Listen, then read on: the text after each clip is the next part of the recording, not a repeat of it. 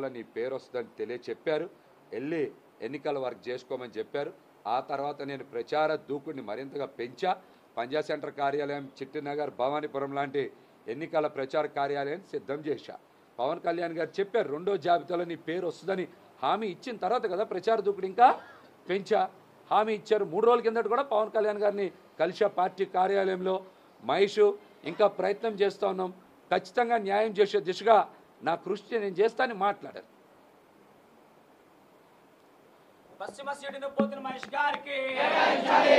కూటమిలో భాగంగా పశ్చిమ నియోజకవర్గ అసెంబ్లీ సీటుని నాకు కేటాయించడమే న్యాయం, ధర్మం. 2019 ఎన్నికల తర్వాత పవన్ కళ్యాణ్ గారిని కానీ జనసేన పార్టీని కానీ కష్టకాలంలో ఉండకుండా చాలామంది వదిలేసి వెళ్ళిపోయారు. కానీ మేము మాత్రం పవన్ కళ్యాణ్ గారి మీద, జనసేన పార్టీ మీద ఉండేటువంటి సంపూర్ణ నమ్మకం, విశ్వాసంతో ప్రతికూల పరిస్థితుల్లో పనిచేశాం. ఇబ్బందుల్ని ఎదుర్కొన్నాం.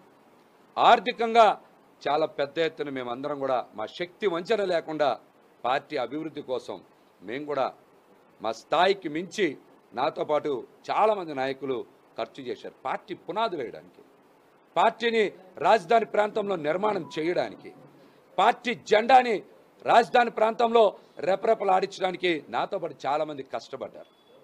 మేము కూడా పవన్ కళ్యాణ్ గారికి ఒకటే విజ్ఞప్తి చేస్తూ ఉన్నాం. కూటమిలో పశ్చిమ నియోజకవర్గ సీటుని పోతిన మహేష్కి ఇస్తే కష్టానికి, విధేయతకి గుర్తింపించినట్టు, స్థానిక వ్యక్తికి గుర్తింపించినట్టు. నేను అందరి వాడిని నేను చెప్తాను.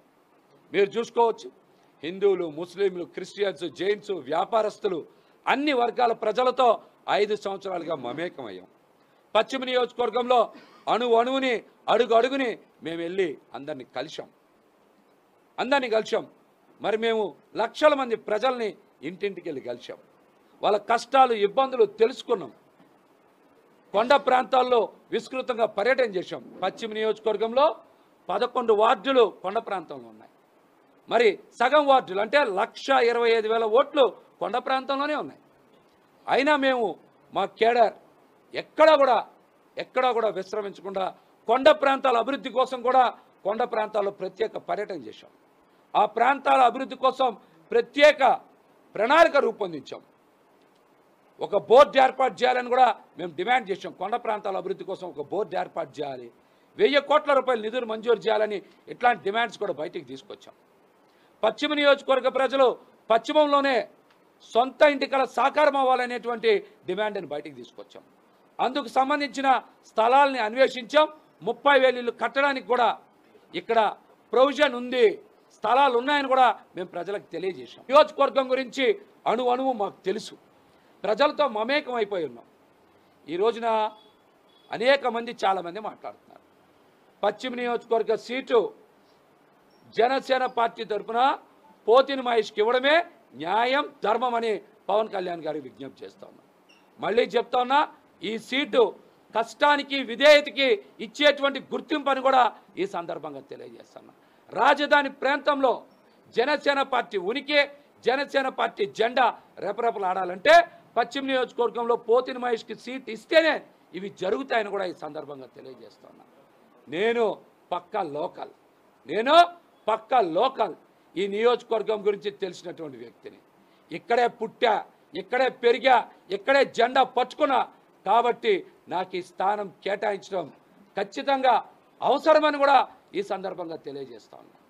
అనేక ఉద్యమాలు, పోరాటాలు చేశా, ప్రతిఫలం ఏం ఆశించాల. ఈ రోజున ప్రజలకి మరింతగా సేవ చేయాలి అంటే ఖచ్చితంగా మనకి అధికారం కావాలి. అందుకనే శాసనసభ్యుడిగా పోటీ చేయాలనేటువంటి కోరికని పవన్ కళ్యాణ్ గారి దగ్గర కూడా తెలియజేశా.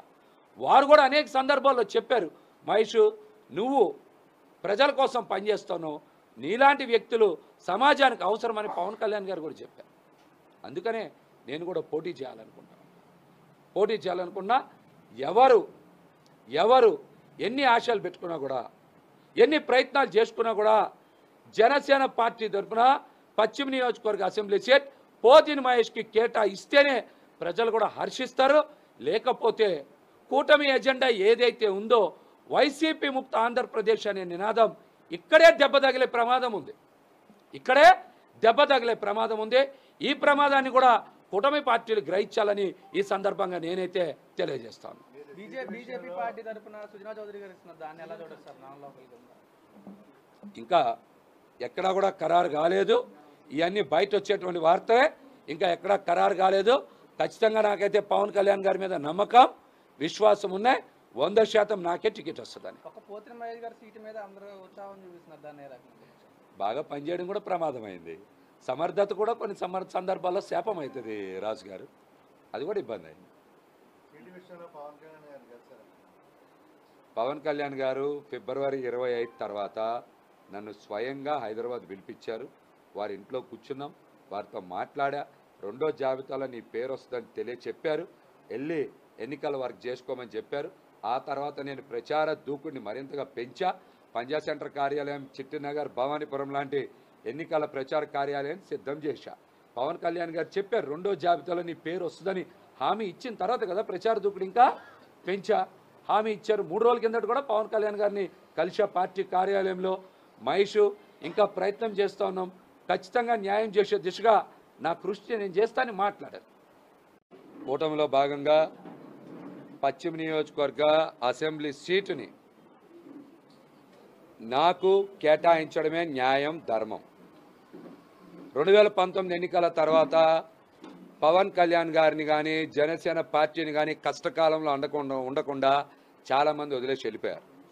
కానీ మేము మాత్రం పవన్ కళ్యాణ్ గారి మీద, జనసేన పార్టీ మీద ఉండేటువంటి సంపూర్ణ నమ్మకం, విశ్వాసంతో ప్రతికూల పరిస్థితుల్లో పనిచేశాం. ఇబ్బందుల్ని ఎదుర్కొన్నాం.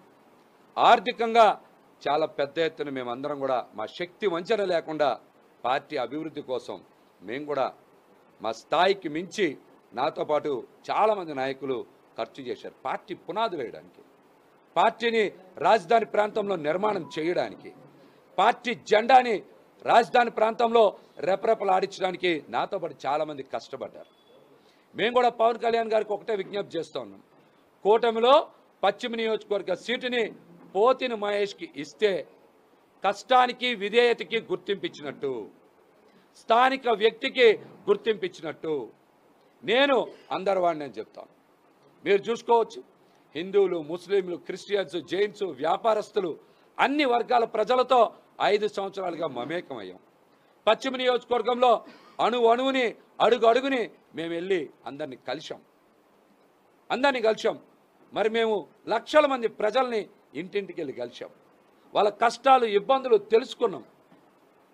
కొండ ప్రాంతాల్లో విస్తృతంగా పర్యటన చేశాం. పశ్చిమ నియోజకవర్గంలో 11 వార్డులు కొండ ప్రాంతంలో ఉన్నాయి. మరి సగం వార్డులు అంటే 1,25,000 ఓట్లు కొండ ప్రాంతంలోనే ఉన్నాయి. అయినా మేము మా కేడర్ ఎక్కడా కూడా విశ్రమించకుండా కొండ ప్రాంతాల అభివృద్ధి కోసం కూడా కొండ ప్రాంతాల్లో ప్రత్యేక పర్యటన చేశాం. ఆ ప్రాంతాల అభివృద్ధి కోసం ప్రత్యేక ప్రణాళిక రూపొందించాం. ఒక బోర్డు ఏర్పాటు చేయాలని కూడా మేము డిమాండ్ చేశాం. కొండ ప్రాంతాల అభివృద్ధి కోసం ఒక బోర్డు ఏర్పాటు చేయాలి.